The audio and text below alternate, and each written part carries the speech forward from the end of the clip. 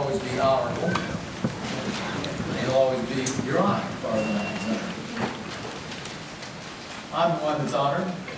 It's a great opportunity, and my sincere thanks to all the sponsors for reasons that I'll elaborate on here. It's a special act of citizenship, I believe, to convene people and to bring them and to take leadership on this particular issue, in which there is little or no direct self-interest. Only the broad public interest can be served. And those are the causes which typically suffer from neglect, and that's how come they linger many times, decade after decade after decade, when everybody says, well, you plainly can see the case for doing this. Cassie gave a very interesting, I hope you were listening, she gave a very interesting little introduction, said a lot in very few words. Pretty erudite, if you were listening. You know, Victor Hugo got in there, Pareto got in there, and she also announced the title of this event here, Policy Over Politics. All those things I think were fairly interesting, but also sobering, given what we are up against here. What was the Hugo reference?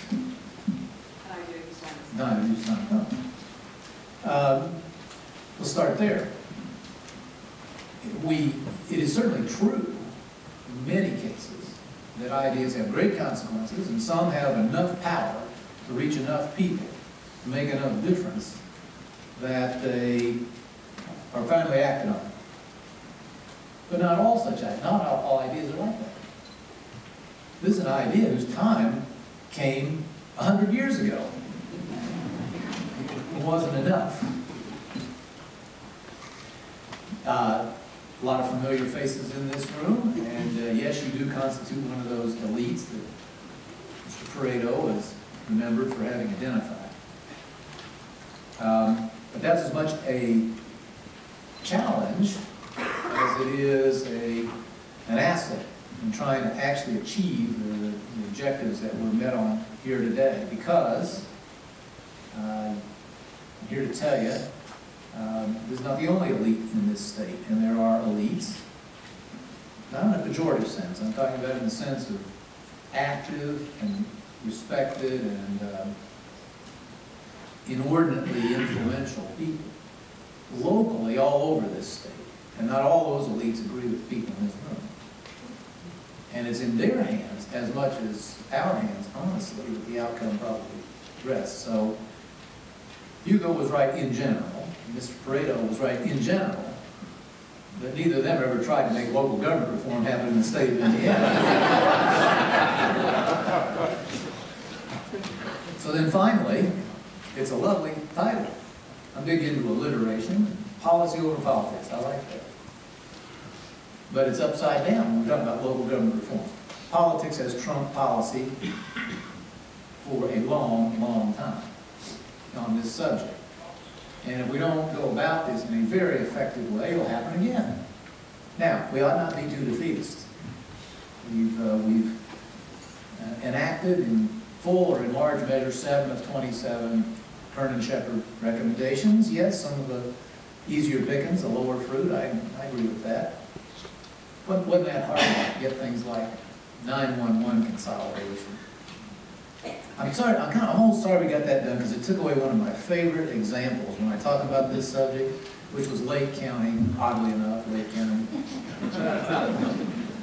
where they had 18 911 systems. 18.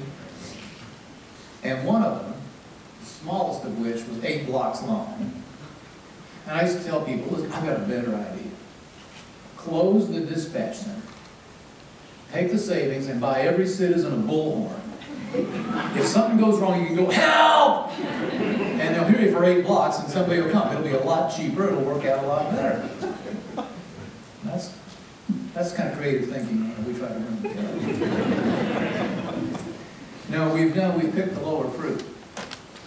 But the most important objectives, those that not only will substantively change life and service delivery most for the best in Indiana, but also I think will have symbolic power if achieved. There are changes like that that are important in themselves, and then signal that change is afoot, and make the next change and the next change a little more practical. Can I just ask this question? How many people in this marvelous audience reside outside the Indianapolis metropolitan area? Well, that's a good sign. That it's not a majority, but it's a reasonable fraction in this room. Because, once again, the votes that we will need to assemble for success here will largely have to be found elsewhere. And so, we must hope and strive to see that policy does trump politics or overcome it here, but we can't count on that. And we will need not only the effective advocacy of marshaling, but the facts have been marshaled. The arguments have been formulated and presented. You're going to hear it from a panel of people who are terrific at it. We are so grateful. I think it's a big plus, a new factor in the equation that the great newspapers of the state have zoomed in on this subject, not just reform writ large, but townships in particular, for emphasis. It's a huge advantage that has not been present before. But all of that may not be sufficient. And I hope that part of your discussion today will be very, very practical, armed with the facts that have been assembled, with the effective arguments, the anecdotes, the ways to reach people and open folks' eyes and minds. We're going to have to be some effective foot soldiering to reach individuals in the legislature one by one and move them a little further down the reform trail than many of them are right now.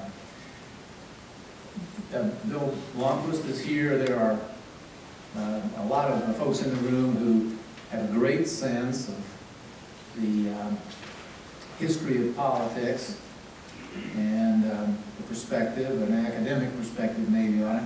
This is a textbook case, to me, of the most difficult problems to achieve action on. The benefits of the reform are diffuse across all 6.5 million of us. The benefits individually to any one Hoosier are pretty small. The disruption, the cost of the change is limited to a very few people, and they know exactly who they are, and they are highly motivated. And there are a lot of counterparts to that in politics. But the more that's the case, the more widely spread the advantages of change, the less likely. I mean, this is just not one of those issues for which people start torchlight parades. And so we're going to have to light a few torches ourselves.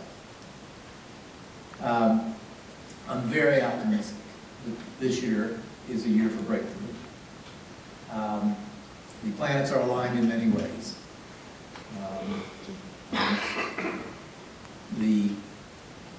Let's remember that 4 bills advancing other Kernan-Shepard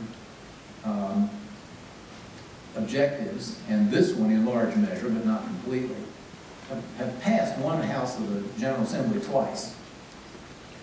So there's some reason for optimism. And they're all going to get a hearing this year. So we've never been in better shape. But I don't want to see us pull up short or sell out cheap. And so I'll do all I can do. I'll reach each person individually. I'll be out on the road talking to groups about this, but appreciate your being willing to do the same too. It isn't hard to even up the sides here. It really isn't. The folks who are arguing the other side of the case are few in number. They're just very, very passionate, and often they have strong personal ties to the people casting the votes. but so do some of you. And I've never been more encouraged that we have a really good chance of getting this done than I am at this moment, just looking at this room and its composition. So I just want to thank each of you individually, all the organizations that assembled you here. If each of you is good for literally 3 or 4 or 5 other advocates who will talk to the people who, unlike Jerry Thor, haven't quite crossed over on this issue yet, we will get this thing done. We will, and I promise you that if we can, it will lead to the next positive change and the one after that. Thanks so much for your willingness to help, and tell us when there's something better we can do about this. Appreciate it.